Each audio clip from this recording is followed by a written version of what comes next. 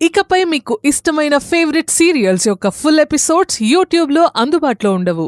కేవలం సన్నెక్స్లో మాత్రమే ఫ్రీగా చూడొచ్చు. నారాయణ బాబు గారు మర్యాదగానే పిలిచారు, కానీ నరేష్ బాబు గారు కోపంగా మాట్లాడి వచ్చేశారు. నరేష్ బావకి ఏదైనా నచ్చకపోతే అంతే, అస్సలు మాట్లాడడు. అది మార్చడం నా వల్ల కావడం లేదు. నరేష్కి కోపం ఎక్కువే, కానీ మంచి గుణం కలిగినవాడు. వాడిది చాలా మంచి మనసు. నారాయణ మంచిగా మారిపోయిన తర్వాత కూడా నరేష్ మర్ది గారికి ఆయనంటే ఎందుకంత కోపం? అదే అర్థం కాని విషయం. ఏదేమైతేనే నారాయణ మంచిగా మారిపోయాడు. తనే మామయ్యని అత్తయ్యని బాగా చూసుకుంటాడన్న నమ్మకం కలిగింది. సంతోషం. అత్తయ్య మావయ్య ఉండే ఇంటిని బ్యాంకులో పెట్టకూడదని అంటున్నారు, కానీ నాన్న మా ఆయన మాట వినట్లేదు.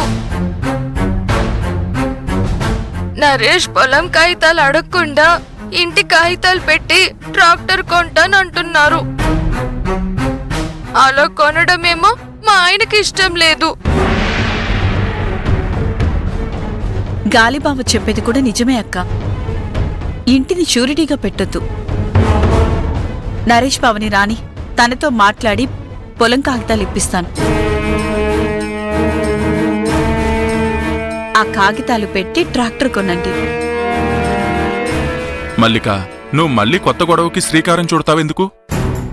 గొడవ కాదు బండబావా, ఇంటిని హామీగా పెడితే అది ఎవరికి అవమానం? అయినా మా గాలిబావేం పొలం అడగట్లేదు కదా, ఒక సంతకమే కదా. అది తనఖా పెట్టడానికే కదా తను అడిగాడు. పెద్దబావ చెప్తే నరేష్ బావ ఖచ్చితంగా ఒప్పుకుంటాడు. నువ్వు వెళ్ళాక నేను నరేష్ బావతో మాట్లాడి పంపిస్తాను.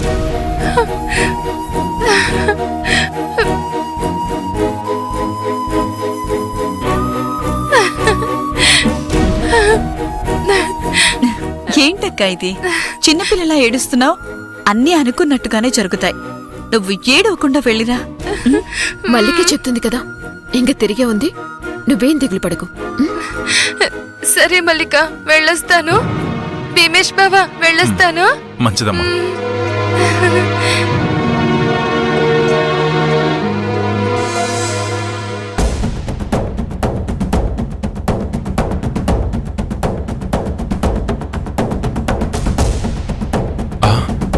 వస్తున్నారు.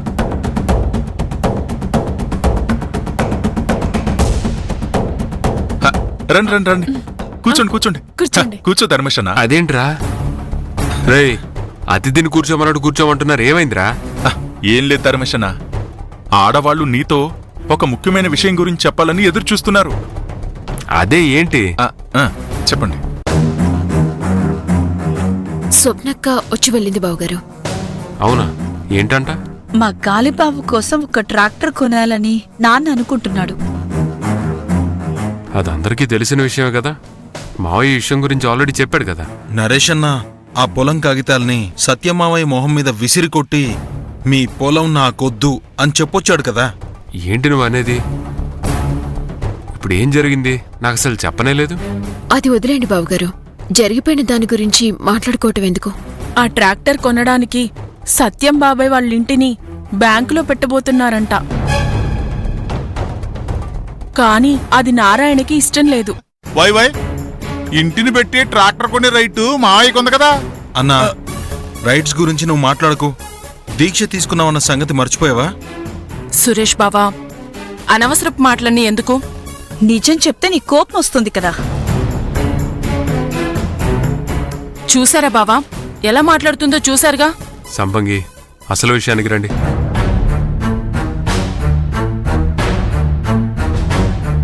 ఇంటి కాగితాల్ని కాకుండా నాన్న నరేష్ బాబుకి రాసిచ్చిన పొలం కాగితాన్ని పెట్టి బ్యాంకు లోన్తో ట్రాక్టర్ తీసుకోమని చెప్పాను.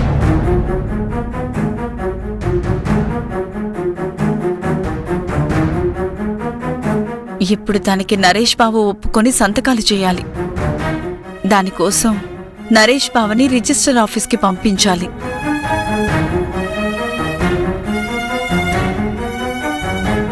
అవును బావగారు, నరేష్ మరిది గారు ఆ నారాయణ పేరెత్తితేనే టెన్షన్ పడిపోతున్నారు. మీరు చెప్తే నరేష్ బాబు గారు ఖచ్చితంగా వింటారు బావగారు.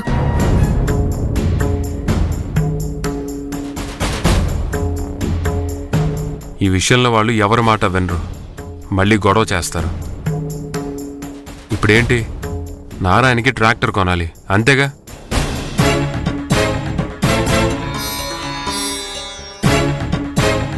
మన తోట కాగితాల్ని సత్యమావకి ఇవ్వండి.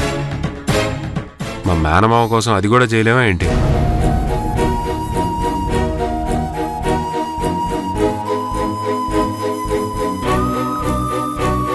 బ్రహ్మాండమైన ఆలోచన ధర్మేశన్న. నిన్ను చూస్తుంటే మన తాతని చూసినట్టే ఉంది. నీ మాటలు కూడా అచ్చం తాత మాటలాగే ఉన్నాయి. మన తాత మనల్ని పెంచిన తీరు అంత గొప్పది. రే సురేషు, వెళ్ళి మన తోట కాగితాలు తీసుకురా. వద్దు పెద్ద బావా. నాన్న నరేష్ బావకి రాసిచ్చిన పొలం కాగితాలున్నాయి కదా, వాటినిప్పిస్తే చాలు. అవును బావగారు. బావగారు, మన తోట కాగితాలు ఇస్తే సత్యం బాబాయ్ గారు చిన్నతనంగా అనుకుంటారేమో.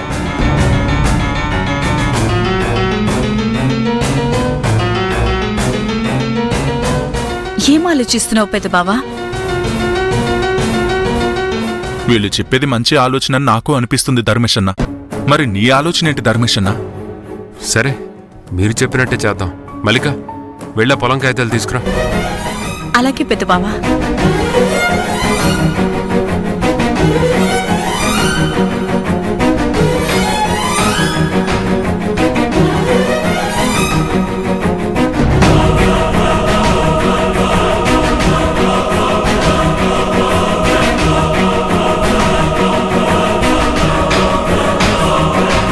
పెద్ద బావా. రే సురేష్, సవేష్, ఈ కాగితాలు సత్యమావకి ఇచ్చి సంతకాలు చేయడానికి నరేష్ వస్తాడని చెప్పండి. సరే అన్న. సవిషన్న పద.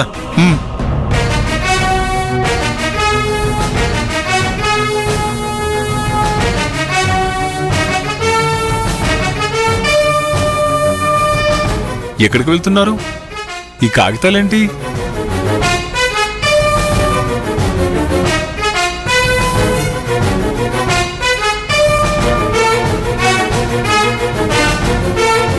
అరే నరేషు, నీకు సత్యమావయ్య పొలం రాసిచ్చిన కాగితాలు రావి.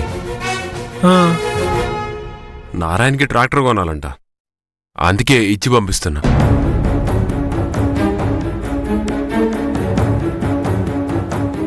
నువ్వు కూడా వెళ్ళు. ఏ గొడవ చేయకుండా సంతకాలు చేసి వచ్చేసి. నేనెందుకు గొడవ చేస్తానన్నా? ఇది ఆయన గారి పొలం, నాకేం అవసరం లేదు. నిరభ్యంతరంగా ఇచ్చేస్తాను.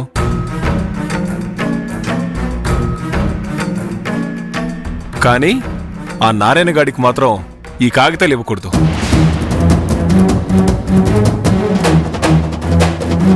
రాయ్, నారాయణ కూడా వాళ్ళ అల్లుడే కదా, ఇచ్చుకుంటే ఇచ్చుకొని నీకేంటి? నారాయణ బాబా ఇప్పుడు మంచిగా మారిపోయాడు కదా, అలాంటప్పుడు నీకెందుకు మొండితనం?